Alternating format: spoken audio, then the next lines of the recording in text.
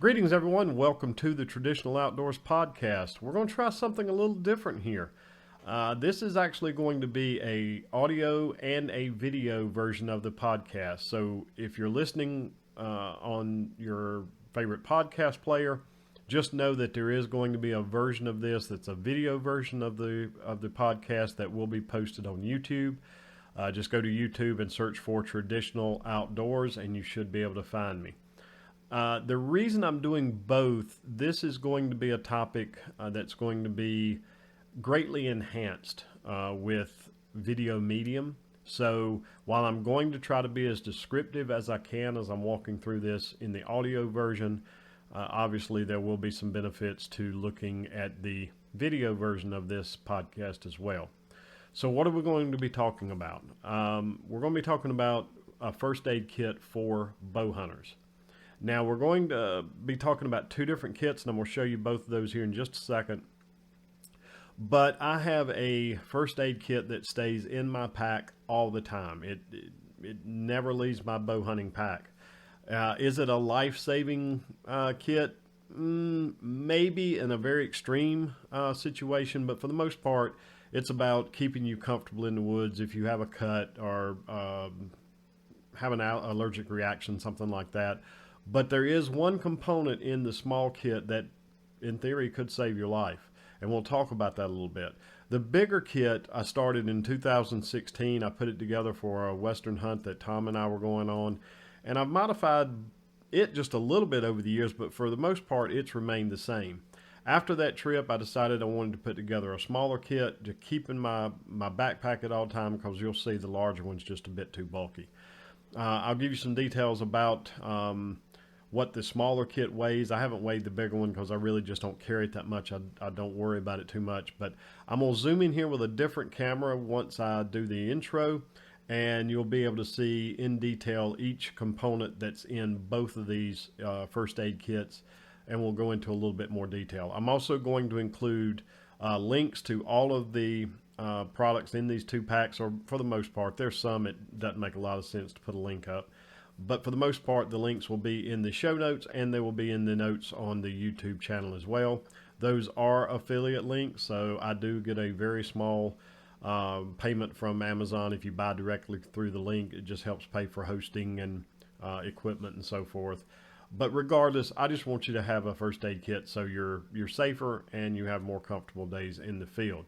So with that, I'll show you both of these packs here, or both of these first aid kits here on the surface, and then we'll switch over to the other camera and dive in a little bit deeper.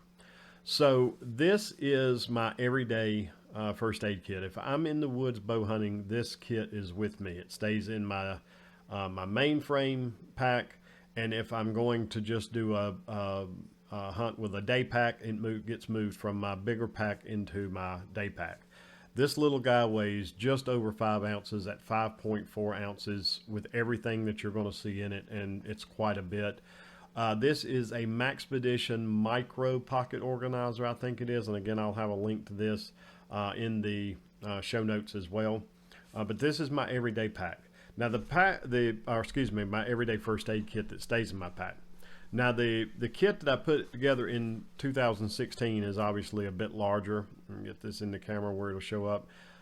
This is a Vanquest. I think it's called a FatPack now, and there's a couple of different sizes, so I'll include those in the notes as well. But this one has a lot of stuff in it, and it stays pretty much in my vehicle all the time. So if I've got a situation where a friend needs some help, or if it's a bigger situation, obviously I've got some bigger things in here that we'll talk about that just won't fit in the little pack. And also I use it to resupply my smaller first aid kit when I need to in the field. So if I use a few Band-Aids or something like that, I can pull them out of the bigger pack and throw them into the smaller pack that stays with me at all times. So we're going to break down both of those. So we're going to switch over to the other camera now, and we'll continue from there. Okay, so here you can see both of the packs, and we're going to set this one aside. I want to talk about this one first. So again, this is the Maxpedition Micro Pocket Organizer is what this is called, and I will include a link to this. I don't recall the cost off the top of my head, and there are definitely other options. This one's just small enough, it holds everything very well, it's lightweight, and it's convenient. There's not a lot of things to snag. It's just got a simple loop here on the back, single zipper pull. There is a little pocket in the front, which I don't really use. I'm gonna do my best to keep this in frame. But if you open this up, and like I said, I think you're going to be pretty surprised with how much I can fit in this little pack. And again, everything I'm going to show you, there will be links in the show notes. So first and foremost, we've got a little, I think this is called a survival knife. Really all it is a razor blade that folds into a plastic handle. I think you get like 10 of these for a few bucks. And I bought a pack of these back in 2016, and I'm still using them. I think I've still got 2 or 3 left. You'll see I've got one even on my desk. I'm not sure if it'll show up, but these things are great, and they come in real handy, and it just fits right in here. So it's just a good little knife to have with you, in addition to what other knives you may already have. The other thing I've got here in this little loop is just some iodine ampules. So antiseptic, you just break one of these things open and you've got some antiseptic in here. I like these little ampules because the chances of them leaking is very small. I do have some little tear open packets of some other stuff, but when I've tried to carry antiseptic stuff in this form, in like a little tube or something, it always gets broken or develops a crack in it, and it leaks all in my stuff. So I like these little ampules. I think you can get those in a pack of 10. I don't recall the price, but it's like $4. It's not overly expensive. I will also say, as I'm pulling some of this stuff out, there's a lot of things in here you may not even need to buy. You may actually already have them in first aid kits in your house. So if we pull this out, first and foremost, we've got some adhesive. It's basically the same material as a Band-Aid. It's just in some square sheets, so I can cut that up. Again, the knife comes in handy for that, but I can cut this up into shapes as I need it. And I've got 2 of these in here, and I've got several in my other pack as well. So these come in very handy. As far as gauze pads, I've got 2 smalls. These are 2x2s, and I've got 2 mediums, which are 3x3 pads. I do have some larger gauze pads in the other pack, but in this one, that's really all I need. So those stay in there as well. I've also got Benedryl, so I am allergic to bee stings, especially yellow jackets. So I keep a couple of these with me in case I get stung or something. Usually I can take 2 of these. And other than having difficulty staying awake in the stand, it avoids me having any situation where I might have to go to the emergency room. So I keep those with me at all times. Same thing with some ibuprofen, so headache, something like that. I just need a little something to, again, make my life more comfortable while I'm in that tree stand. That's what I keep in this pack. So there's 2. Each one of these packs has 2 capsules or two pills in it, both of the Benedryl and of the ibuprofen. On this side, super glue. Small cuts or larger cuts that you are on the borderline of really needing stitches, I can use super glue and usually close those up pretty handily. So I keep a tube of that with me at all times. I have tried the bottles before as well, but the problem with the bottles is once they're open, they have a tendency they can harden up even in the bottle over time. So this is just an easy way. I know I've got a new tube. It hasn't been punctured, hasn't been opened, and I can keep that in here until such time that I actually need to crack it open and open it up. So set that aside.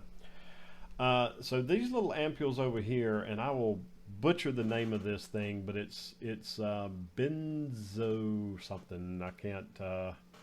Let's see if I can find it in my little list here as I'm looking through it. And I don't see it. I know I've got it on my list, but anyway. Basically what this does is, and I'll include it in the show notes. Let's see if I can read the label on this thing. Benzoin tincture. And I probably butchered that, but basically that's the name on the ampule. And what this is for is it actually makes the adhesive on Band-Aids or the pads like this, or even the tape we're getting ready to talk about, it makes it adhere to skin better. So I keep a few of these in here.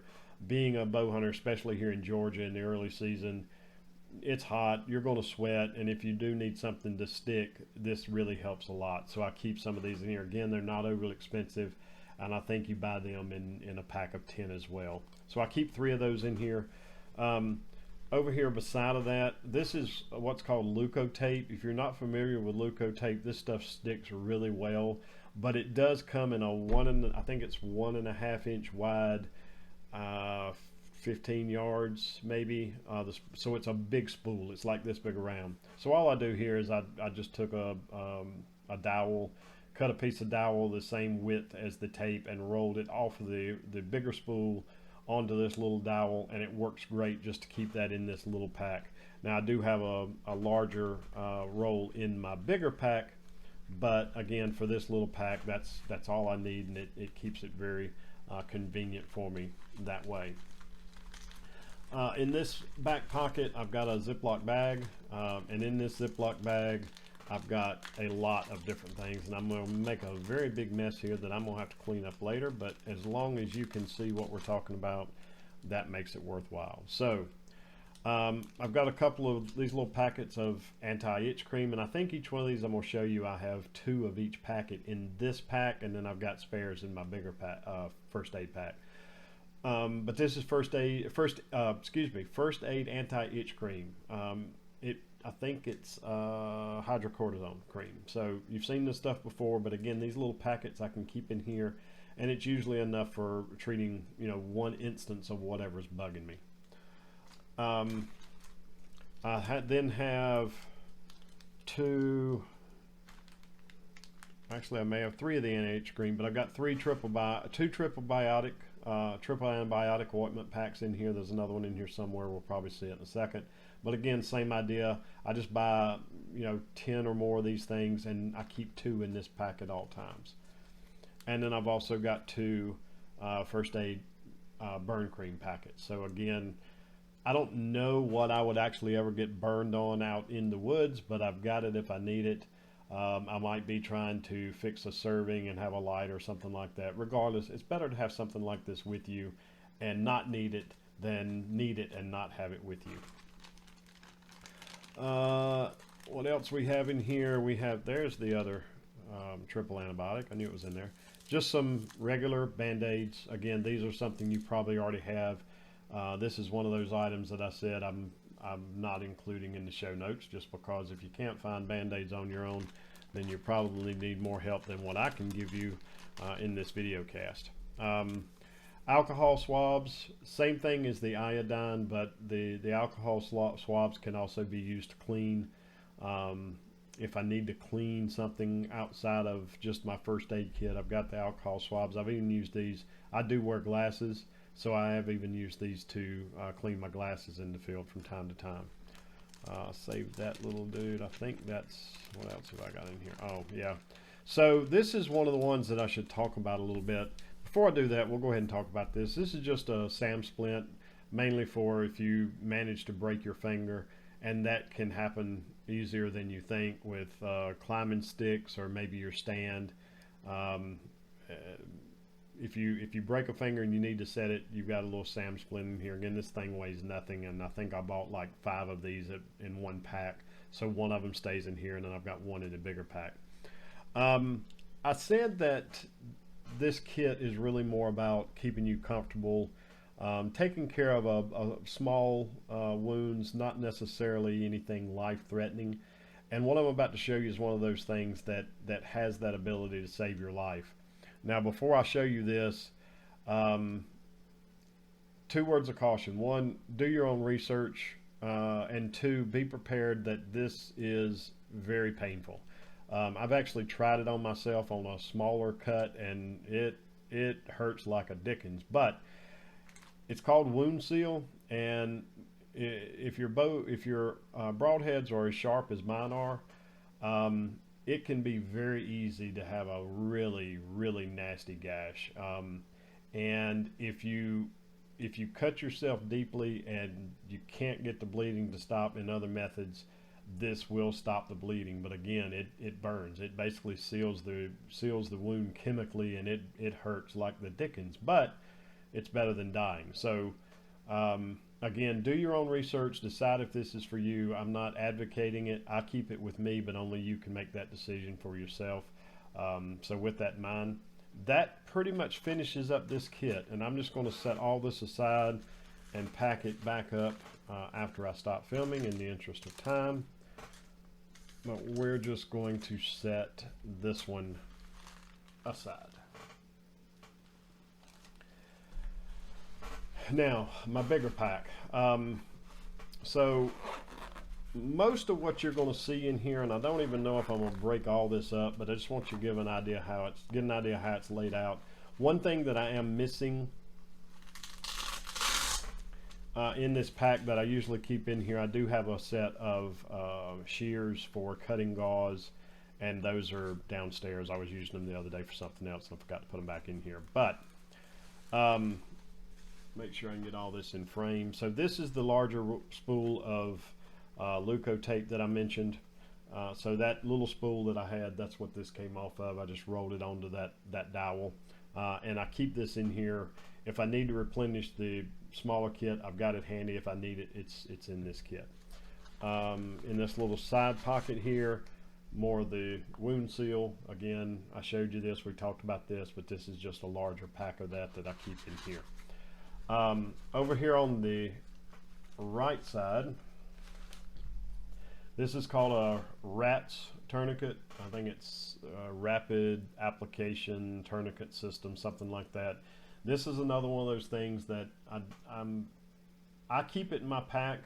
If you're going to keep one, if you're going to try to apply a tourniquet, make sure you get some training and know what you're doing. You can actually cause as much damage with this as you can save. So again, use at your own discretion, but if you're going to get one of these and use it, get some training, know what you're doing with it if you don't already. Over here, I've just got a simple ace bandage with a clip. I've probably got 5 or 6 of these things and just keep one in here at all time. Not sure if I'd ever use it, but again, I don't carry this pack a lot, so or this first aid pack a lot, so it's okay if it adds a little bulk. I mentioned the SAM splints before, so you see I've got some more of the adhesive sheets in here, pretty much what you saw in the other pack. This is a larger SAM splint, so this actually comes as a 36-inch SAM splint, which you can isolate a lower leg or a wrist. And what I do is I cut this in half. So it's basically for my arm, my forearm, my upper arm, and my if I needed to on a leg, I've got it. Again, it's really just to immobilize if you have or think you have a broken bone. So again, it's called a SAM splint if you haven't heard of it, and again, show notes will be included for all of this. Inside this, I've got this JOTO, what they call a JOTO pack. Now what this is made for, this plastic pack is actually made for holding a cell phone, but it does a really good job here because it's airtight. So you know, if I drop this thing in the water or something like that, my stuff's not getting wet.